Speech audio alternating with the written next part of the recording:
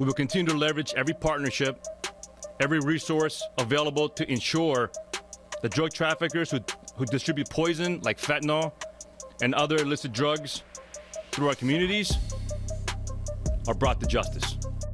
4:23 a.m. Chicago, Illinois. The city was dark and silent. The skyline stood black against a bruised sky. Most of the loop was empty.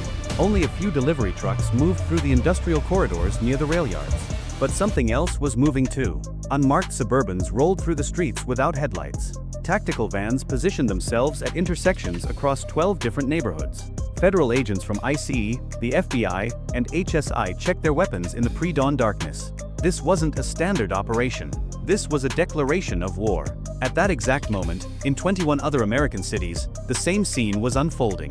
New York, Los Angeles, Houston, Phoenix, Atlanta, Denver.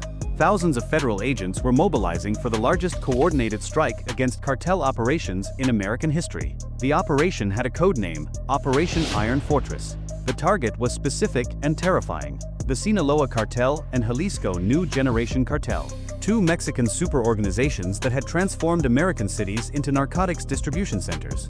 They moved industrial quantities of fentanyl through networks so sophisticated they operated like Fortune 500 corporations. But on this frozen March morning, everything changed. The order from Washington was direct and brutal. Dismantle the infrastructure. Seize every asset.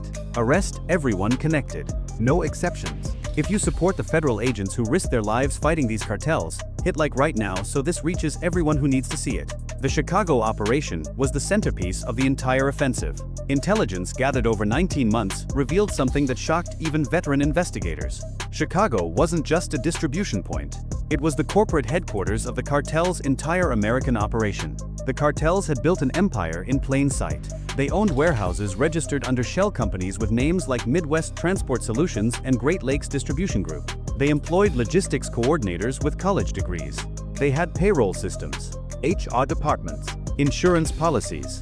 They operated like legitimate businesses, but they were moving poison. And they had help from people who swore oaths to protect America. The intelligence files contained names that made investigators physically sick: Border Patrol agents, federal prosecutors, county sheriffs, banking compliance officers, ICE deportation officers. People who wore badges had sold their souls for cartel cash. The betrayal was institutional. As tactical teams reached their primary target, a massive warehouse complex on Chicago's south side, the breach commander gave the final order over encrypted radio: all units, execute now. The first battering ram struck the reinforced steel door at 4:27 a.m. The sound echoed across the empty rail yard like an explosion. Hinges ripped from concrete. The door collapsed inward. Flashbang grenades detonated with blinding white light and deafening force. Federal agents flooded through the opening. FBI, hands up. Get on the ground now. Inside, the scene looked almost normal. The warehouse appeared to be a legitimate trucking operation. Forklifts, pallet jacks, shipping containers stacked in organized rows. A break room with a coffee maker still warm from the night shift. But agents knew what they were hunting. Behind a false wall disguised as an electrical panel, they found the first cache: 84 kilograms of pure fentanyl, pressed into counterfeit pharmaceutical pills, packaged in vacuum-sealed bags, labeled with codes BKES09, MIA31, NYC14. The pills were perfect replicas of legitimate medications: blue oxycodone, white Xanax bars, yellow Percocet tablets. But these weren't medicine. These were murder weapons. Each pill contained between 2 and 4 milligrams of fentanyl. Just 2 milligrams can stop a human heart in 70 seconds. Medical examiners across the country had been finding victims with foam still in their mouths. This wasn't addiction treatment. This was chemical warfare on American soil. The agents pushed deeper into the complex. In a secondary building behind a loading dock that appeared abandoned, they found the counting room. Cash covered 3 industrial tables. Vacuum sealers hummed on workbenches. Currency counters sat beside plastic bins filled with rubber-banded bundles of 20s, 50s, and 100s. The DEA's Financial Crimes Unit would calculate the total later: $18.3 million in cash, just sitting in a Chicago warehouse. But that was location 1. Across the city, 11 other simultaneous raids were revealing the true scale of this empire. At a trucking depot near O'Hare Airport, agents discovered 387 kilograms of crystal methamphetamine hidden inside hollowed-out truck axles. The welds were professional grade. The hiding spots were engineered with precision. At a storage facility in suburban Cicero, they found weapons. AR-15 rifles with filed serial numbers. Glock pistols with extended magazines. 50 caliber Barrett sniper rifles still in factory cases. Ammunition crates stacked to the ceiling. These weren't street dealer guns. These were military-grade weapons being shipped south to arm the cartel's private armies. The same armies that controlled entire Mexican states through terror and mass murder.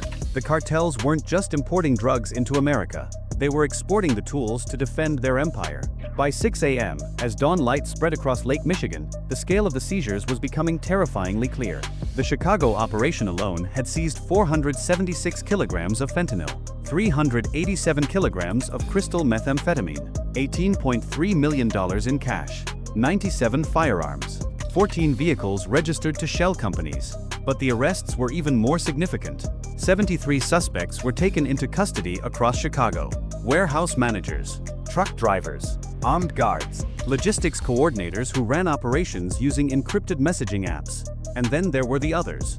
4 Cook County Sheriff's deputies, a customs inspector from O'Hare International, a federal probation officer, 3 Chicago Police Department officers assigned to narcotics divisions. They were arrested in their homes before sunrise.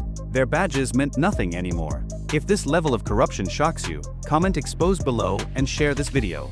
The betrayal wasn't isolated to Chicago. Across the country, the arrests painted a horrifying picture of institutional rot that had spread like cancer through law enforcement. In El Paso, Texas, federal agents arrested Border Patrol agent Victor Salinas at 4:18 a.m. as he arrived for his shift at the International Bridge. Salinas had worked the crossing for 11 years. He had commendations on his wall, a spotless service record. He had also been waving cartel trucks through without inspection for $17,000 per load. Surveillance footage recovered from his personal devices showed him receiving hand signals from drivers. A scratch of the ear, a tap on the steering wheel. Simple gestures that told him which vehicles to wave through. No secondary inspection. No drug dogs. No questions. In Phoenix, Arizona, a Maricopa County prosecutor named Angela Reyes was taken into custody outside the courthouse where she had tried drug cases for 7 years. Investigators discovered she had been providing case information to cartel attorneys. Witness names, confidential informant identities, surveillance schedules, evidence locations. People had disappeared because of the information she sold. Some were found in shallow graves in the Sonoran Desert. Others simply vanished without a trace. In Los Angeles, a senior ICE deportation officer was arrested after investigators discovered he had been removing names from deportation lists.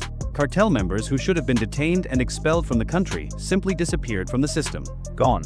Erased. Free to operate. The payment for his services, $9,500 per name removed. He had done this 217 times over 3 years. That's over $2 million in cartel bribes. The corruption was methodical, systematic, organized. But what stunned investigators most wasn't the betrayal itself. It was how the cartels had industrialized the recruitment process. Internal cartel documents seized during the raids revealed a sophisticated human resources operation that would impress Silicon Valley recruiters. They targeted officials with financial vulnerabilities, gambling debts, mortgage troubles, medical bills, divorces. They would approach with a small gesture, an envelope with $3,000, a paid credit card bill, a gift card to a nice restaurant. Then the favors escalated, and once an official took that first payment, they were compromised forever. The cartels owned them. One anonymous tip to internal affairs would destroy their career, their pension, their freedom, their family. So they kept taking the money, and the fentanyl kept flowing into American communities. By noon on that first day of Operation Iron Fortress, the numbers were staggering beyond comprehension. Across 22 cities, federal agents had executed 923 search warrants. They had seized 8,818 pounds of fentanyl. Read that number again, 8,818 pounds. To understand the scale, a lethal dose of fentanyl is 2 milligrams. There are 453,592 milligrams in 1 pound. The amount seized could produce over 2 billion lethal doses, enough to kill every person in the United States 6 times over. The methamphetamine seizures were equally massive. 13,700 pounds of crystal meth with an estimated street value of $418 million. The cash seizures totaled $143 million, hidden in walls, buried in storage units, stuffed in bank deposit boxes rented under false identities. But perhaps most revealing were the cryptocurrency wallets. Agents recovered hardware devices containing digital assets worth $91 million. The cartels had modernized their money laundering. They were using Bitcoin, Ethereum, and privacy coins like Monero to move money across international borders without traditional banking oversight. They were criminals. But they were sophisticated criminals with technical expertise. Type money below if you want us to expose how they laundered all this cash. The human cost of this operation became clear as investigators connected the evidence to specific deaths. The fentanyl seized in Chicago alone was traced back to 23 overdose deaths in the previous 4 months. A college sophomore in Boston, a construction worker in Philadelphia, a high school teacher in Nashville, a single mother in Detroit. They had purchased what they believed were legitimate prescription medications from dealers who sourced them from distributors who got them from the warehouse in Chicago. They were dead within hours of taking the pills. Their families would never know the pills were manufactured in a super lab in Culiacan, transported through a network of corrupt officials, and distributed by an organization that operated with corporate efficiency. The cartels didn't see these people as human beings. They saw them as quarterly revenue projections. Each overdose death was acceptable shrinkage in a business model built on volume and market penetration. But the investigation also revealed something that gave federal agents a glimmer of hope. Not everyone had been corrupted. The task force that planned Operation Iron Fortress had worked in absolute secrecy for 19 months. They couldn't trust local police departments. They couldn't trust border patrol stations. They couldn't even fully trust their own field offices. So they operated in the shadows. A team of 52 investigators from multiple agencies worked out of a secure facility in Quantico, Virginia. They used sealed indictments. They communicated through encrypted military-grade channels. They built cases without leaving digital fingerprints that could alert cartel informants. When they finally briefed senior leadership at the Department of Justice, the Attorney General personally authorized the operation with a single directive: purge the corruption, destroy the infrastructure, no mercy. The message was crystal clear: America would no longer tolerate this occupation of its territory. The day after the raids, the Department of Justice held a press conference that was broadcast live across every major news network. The Attorney General stood at a podium flanked by the directors of the FBI, DEA, IC, and HSI. Behind them, tables were covered with evidence: bricks of drugs, mountains of cash, military rifles. The Attorney General's statement was brief and devastating. Yesterday, federal law enforcement executed the largest coordinated strike against narcotics trafficking organizations in American history. We arrested over 500 individuals across 22 cities. We seized enough fentanyl to kill every American citizen multiple times. We dismantled a criminal network that had operated with impunity on American soil for far too long. She paused. The room was silent. But this operation also exposed a cancer within our own institutions. Federal, state, and local officials who betrayed their sacred oaths, who facilitated the poisoning of American communities for cash payments. Her voice hardened. To those officials, you are not law enforcement. You are accomplices to mass murder, and you will face the full weight of federal justice. The reporters erupted with questions, but the Attorney General simply walked away from the podium. The message required no elaboration. In federal detention centers across the country, the arrested suspects were being processed and categorized. Most were cartel operatives, logistics coordinators, warehouse supervisors, drivers, security personnel, street-level enforcers. They faced conspiracy charges, drug trafficking charges, money laundering charges, weapons charges. They were looking at mandatory minimum sentences that added up to decades in federal prison. But the corrupted officials faced something far worse. Under federal law, a sworn law enforcement officer who uses their position to facilitate drug trafficking can be charged under RICO statutes, the same laws designed to dismantle organized crime families. The penalties often exceeded those for the traffickers themselves. Several arrested officials were already cooperating with prosecutors, hoping to reduce their sentences. Border Patrol Agent Salinas from El Paso provided a detailed confession within 8 hours of his arrest. He described the recruitment process in chilling detail. A man had approached him at a gas station near the bridge. The man knew his name, his shift schedule, his financial problems. He knew Salinas was 3 months behind on his mortgage. The man offered help, just a small favor. Look the other way when a certain truck came through. That's all. The first payment was $2,000, presented as a thank you gesture for being reasonable. Within 2 months, Salinas was being paid $17,000 per truck he waved through without inspection. He did it 53 times over 2 years. That's $901,000 in cartel bribes. He had purchased a new Ford F-250 King Ranch, a boat, a vacation property in Ruidoso, New Mexico. His wife thought he'd been doing private security consulting on weekends. Now he was facing 54 years in federal prison. The ICE deportation officer in Los Angeles provided similar testimony. She described how the cartel used both money and intimidation. After she accepted the first payment to remove a single name from a deportation list, they showed her photographs. Her daughter's elementary school, her son's soccer practice, her mother's assisted living facility. The message was unspoken but clear. Keep working for us, or everyone you love will pay. She removed 217 names from deportation lists over 31 months. Some of those individuals were arrested during the Iron Fortress raids.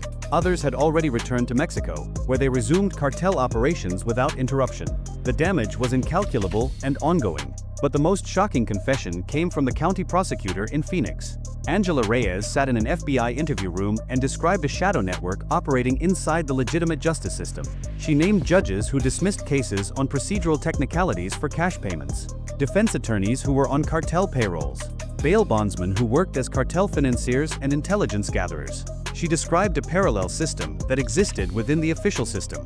When investigators asked why she had done it, her answer was chilling in its simplicity. Because I thought I'd never get caught. Comment justice below if you believe these corrupted officials deserve maximum sentences.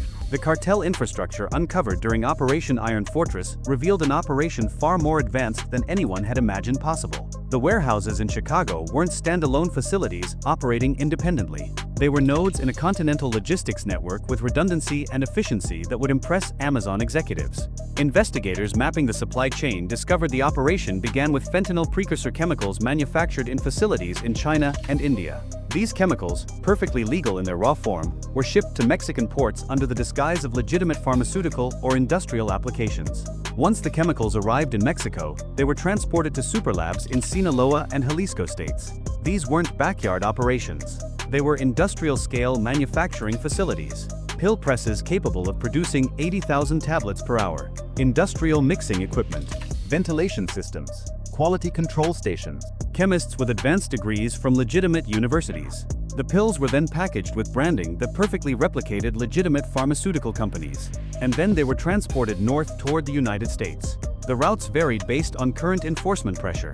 Some loads came through official ports of entry, hidden inside trucks carrying legitimate commercial goods, produce, auto parts, furniture. Others came through tunnels, sophisticated underground passages with ventilation, lighting, and rail systems for moving product efficiently. Some smaller quantities were smuggled by individual couriers who swallowed packets or concealed them in body cavities. But the bulk of the product moved through the system itself. Corrupt border inspectors who waved trucks through, purchased truck weigh station operators who ignored suspicious vehicles, bribed highway patrol officers who provided escort services through vulnerable enforcement zones. Once inside the United States, the drugs flowed to regional distribution hubs. Chicago was the largest and most important, but there were others: Houston, Atlanta, Phoenix, Charlotte, Denver. From these hubs, product was broken down into smaller quantities and distributed through tiered regional networks. Street dealers purchased from mid-level suppliers. Mid-level suppliers purchased from regional coordinators. Regional coordinators received shipments from the Chicago warehouse. It was a corporate supply chain with KPIs and performance metrics. Efficient, redundant, ruthlessly profitable. The financial investigations revealed the cartels were generating an estimated $17 billion annually from United States drug sales alone. That money had to be extracted from the American economy and converted into usable assets without triggering financial institution reporting requirements. This is where the money laundering became truly innovative and difficult to detect. The cartels employed a technique called trade-based money laundering. They would purchase legitimate goods in the United States using drug proceeds, consumer electronics, vehicles, designer clothing, industrial equipment. These goods would be exported to Mexico and sold through legitimate retail channels, converting dirty drug money into clean business revenue. They also used cryptocurrency extensively and strategically. Drug proceeds would be converted to Bitcoin through peer-to-peer exchanges and Bitcoin ATMs that didn't require identification. The cryptocurrency would be transferred to digital wallets controlled by cartel financial officers in Mexico, then converted back to pesos or dollars through exchanges in countries with weak financial oversight. Panama, Paraguay, Cyprus, Dubai. Some of the money was laundered through American real estate purchases. Cartel-linked buyers were acquiring properties in Miami, Los Angeles, Phoenix, Houston, and Las Vegas. These properties were often purchased through shell companies registered in Delaware or Nevada, states with minimal disclosure requirements. A luxury condo in Miami purchased for $2.1 million with drug money would be rented out through property management companies, producing legitimate rental income that appeared clean on tax returns. After holding the property for 3 to 5 years, it would be sold. The proceeds would be completely laundered. The entire American economy was being infiltrated at multiple levels. Federal investigators estimated that cartel money had purchased over $6.2 billion in United States real estate in the past 8 years alone. That wasn't just a crime problem. That was a national security crisis with long-term implications for American institutions. Share this video if this level of infiltration concerns you. But Operation Iron Fortress didn't just focus on arrests and drug seizures. It focused on systematic destruction of the infrastructure itself. Federal prosecutors filed civil asset forfeiture actions against 319 properties linked to cartel operations. Warehouses, residential homes, office buildings, storage facilities, vehicles, bank accounts. These assets were seized under federal civil forfeiture laws, which allow the government to take property connected to criminal activity without requiring a criminal conviction. The cartels couldn't simply replace this infrastructure overnight. Every warehouse seized was a logistics hub destroyed. Every vehicle confiscated was a transportation route disrupted. Every bank account frozen was a financial artery severed. Every shell company exposed was years of careful construction demolished. The goal wasn't merely to arrest individuals who could be replaced. The goal was to make the entire operation financially unsustainable, and the strategy was producing results. Intelligence reports intercepted in the weeks following Operation Iron Fortress showed chaos and panic spreading through the cartel networks. Loads were being delayed or abandoned. Payments to operatives weren't being made on schedule. Mid-level managers were disappearing, either arrested by federal agents or fleeing to avoid arrest. Supply routes that had operated smoothly for years were now compromised and unusable. The cartels were reeling, but investigators understood this was merely the opening engagement in a protracted conflict. The Sinaloa and CJNG cartels had existed for decades. They had survived large-scale military operations in Mexico. They had survived the arrests of founding leaders. They had survived internal wars that killed thousands. They would adapt to this pressure.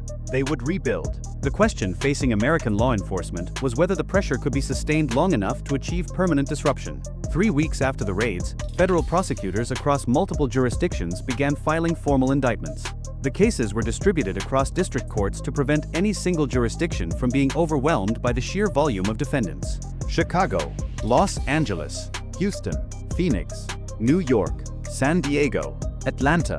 Each district was processing dozens of high-value defendants. The charges were extensive and carried severe mandatory minimum sentences. Conspiracy to distribute controlled substances, international money laundering, use of a firearm in furtherance of drug trafficking, conspiracy to import narcotics, corruption of public officials, RICO enterprise charges for those connected to organizational leadership. Many defendants were facing mandatory life sentences without possibility of parole. But the corrupted law enforcement officials faced additional charges specifically designed to address betrayal of public trust, honest services fraud, bribery of a public official, obstruction of justice, deprivation of rights under color of law, conspiracy against rights. These charges carried substantial sentences that were often stacked consecutively on top of drug trafficking charges. Border Patrol Agent Salinas from El Paso was facing a combined sentence calculation of 81 years. The federal prosecutor in Phoenix, Angela Reyes, was facing 63 years. The message being sent was unmistakable: betray your oath to the Constitution, and you will spend the remainder of your life in a federal prison. No exceptions, no sympathy. The trials would take years to complete, but federal prosecutors were supremely confident in their cases. They possessed overwhelming evidence, cooperating witnesses, financial records, surveillance footage, intercepted communications, seized documents. The convictions were virtually guaranteed. As the legal process began grinding forward, something unexpected started happening in communities that had been devastated by cartel violence and drug addiction. People began speaking out. Anonymous tips flooded into FBI field offices across the country. Residents reported suspicious activity at warehouses they'd long suspected. They identified individuals they believed were connected to cartel distribution operations. The fear that had kept entire communities silent for years was finally breaking. For more than a decade, residents in neighborhoods controlled by cartel distribution networks had lived under a blanket of terror.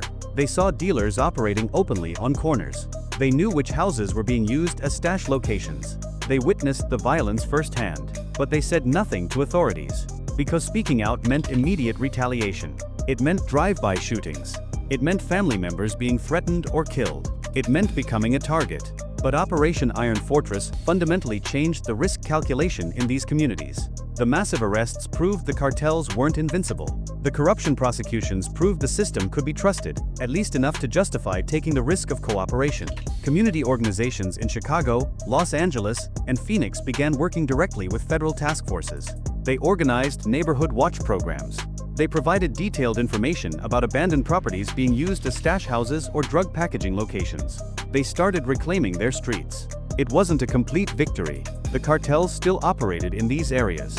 Street-level dealers still sold drugs. Addicts still overdosed in alleys and gas station bathrooms. But the infrastructure was severely damaged. And for the first time in over a decade, residents felt like they had a realistic chance of winning. Type protect if you believe American communities deserve protection from foreign cartels. 6 months after Operation Iron Fortress was executed, the Department of Justice released a comprehensive public report analyzing the operation's measurable impact. The raw numbers were staggering: 5,000 arrests across 22 cities,